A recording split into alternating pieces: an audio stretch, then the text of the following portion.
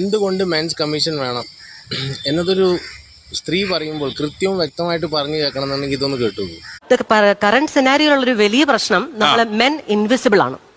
ഒരു റൈറ്റ്സും ഇല്ല. മാഡം ഇവിടെ പറഞ്ഞതുപോലെ നമുക്ക് പോലീസ് ഉണ്ട്, ഹ്യൂമൻ റൈറ്റ്സ് കമ്മീഷൻ എന്നൊക്കെ പറയാനേ സാധിക്കുള്ളൂ. പക്ഷെ പുരുഷന് ഈ പറയുന്ന പോലത്തെ ഒരു വ്യാജ പരാതി വന്നാൽ, അല്ലെങ്കിൽ പുരുഷനെതിരെ ഉണ്ടാവുന്ന സ്ത്രീകളുടെ അതിക്രമങ്ങൾ ഉണ്ടായാൽ അതിനെ അഡ്രസ് ചെയ്യാനുള്ള ഒരു സിസ്റ്റം ഇവിടെ ഇല്ല. അപ്പൊ നമ്മളിവിടെ മെൻസ് കമ്മീഷൻ കൊണ്ട് ഉദ്ദേശിക്കുന്നത് വേണമെന്ന് തന്നെയാണ് എന്റെ അഭിപ്രായം. ആത്യന്തികമായിട്ട് മെൻസ് കമ്മീഷൻ ഉദ്ദേശിക്കുന്നത് ഒരു സൊല്യൂഷൻ അല്ല, ഒരു ജസ്റ്റിസ് പ്രൊവൈഡ് ചെയ്യുന്നതിനപ്പുറത്തേക്ക് ഒരു സിറ്റിസൺ ഒരു സ്പേസ് ഉണ്ടാവുകയാണ്, ഒരു വോയിസ് ഉണ്ടാവുകയാണ്. ആ ഇൻവിസിബിലിറ്റി മാറി ഞങ്ങൾ വിസിബിൾ ആണ് എന്ന് പറയാൻ പുരുഷന്മാർക്ക് സാധിക്കും. അതിന് ഉദാഹരണം ഞാൻ പറഞ്ഞാൽ, നമ്മുടെ വിദേശ രാജ്യങ്ങളിലൊക്കെ ഡെലിവറി ഒക്കെ കഴിഞ്ഞിരിക്കുന്ന സമയത്ത് പോസ്റ്റ്മോർട്ടം ഡിപ്രഷൻ ഒക്കെ ഉള്ള സമയമാണല്ലോ. അപ്പോൾ പെൺകുട്ടിയോട് അല്ലെങ്കിൽ ഭാര്യ സ്ത്രീയോട് ചോദിക്കാറുണ്ട്, എങ്ങനെയുണ്ട് മാനസികമായിട്ടുള്ള അവസ്ഥ, എങ്ങനെയുണ്ട്, ഹസ്ബൻഡ് അബ്യൂസീവ് ആണോ, ഇത്തരം കാര്യങ്ങൾ ചോദിക്കും. അതേസമയം നമ്മുടെ നാട്ടിലാണ് ആ ചോദ്യമെങ്കിൽ ഒരു നെഗറ്റിവിറ്റി ഉണ്ടെങ്കിൽ അപ്പോഴത്തേക്ക് പുരുഷന്റെ പേരിൽ കേസ് എടുക്കുകയാണ്. അതേസമയം അവിടെ എങ്ങനെയാണ്, ഹസ്ബൻഡിനെ വിളിക്കും.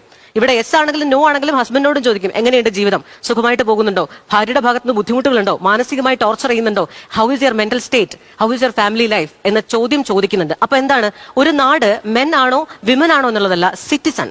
ആ സിറ്റിസണിലേക്ക് ജെൻഡർ ന്യൂട്രാലിറ്റിക്ക് നമ്മൾ സഞ്ചരിക്കണമെന്നുണ്ടെങ്കിൽ അതാണ് അതിന്റെ ക്രക്സ്. ജെൻഡർ ന്യൂട്രാലിറ്റിയാണ് നമ്മുടെ ആവശ്യം. സിറ്റിസൺ പൗരനാണ്, സ്ത്രീയോ പുരുഷനോ ആയിക്കോട്ടെ, അവർക്ക് നീതി ലഭിക്കണം എന്നുള്ള ഒരു ജെൻഡർ ന്യൂട്രാലിറ്റിയായിട്ടാണ് ഈ സംഭവങ്ങളൊക്കെ വരേണ്ടത്. അതിനാണ് ഈ കമ്മീഷനും കാര്യങ്ങളൊക്കെ. അല്ലാണ്ട് ഒരാളും മുകളിൽ കുതിര കയറാനോ അനാവശ്യമായി കേസ് കൊടുക്കാനോ അല്ലെങ്കിൽ അവകാശങ്ങൾക്ക് വേണ്ടി സംസാരിക്കാൻ കഴിയാതെ വ്യാജ പരാതികളിൽ പെടാനോ അങ്ങോട്ടും ഇങ്ങോട്ടും ആയിക്കോട്ടെ പരാക്രമങ്ങളെ നമ്മൾ ന്യായീകരിക്കാം. പക്ഷെ ഒരു സംവാദത്തിൽ എതിർചേരിയെ വളരെയധികം അവരുടെ ആശയങ്ങളെ മനസ്സിലാക്കി അവരോട് ഒത്തുചേർന്ന് എന്നാൽ അതിന് കൺസ്ട്രക്റ്റീവായിട്ടുള്ളൊരു സൊല്യൂഷൻ കൊടുക്കുന്ന ഇത്തരത്തിലുള്ള ഡിസ്കഷൻസ് ഉണ്ടല്ലോ, വളരെ ചുരുങ്ങിയ കാലത്തിൽ ഞാൻ കണ്ടിട്ടുള്ളതിൽ ഏറ്റവും ക്ലാരിറ്റി നിറഞ്ഞിട്ടുള്ള ഒരു സംഭവമാണ്.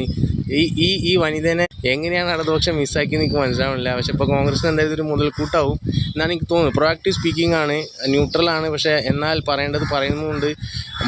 മറുഭാഗക്കാരെ ബഹുമാനിക്കാനും അറിയാം. അതൊക്കെയാണ് ഒരു സംവാദത്തിന് ആവശ്യം. അതാണ് ആരോഗ്യകരമായ ജനാധിപത്യം എന്ന് പറയുന്നത്. അഭിപ്രായ പ്രകടനങ്ങൾ ഇനിയും തുടരട്ടെ ഇതേ നിലവാരത്തോടെ എന്ന് പറഞ്ഞുകൊണ്ട് നിർത്തുന്നു. നന്ദി.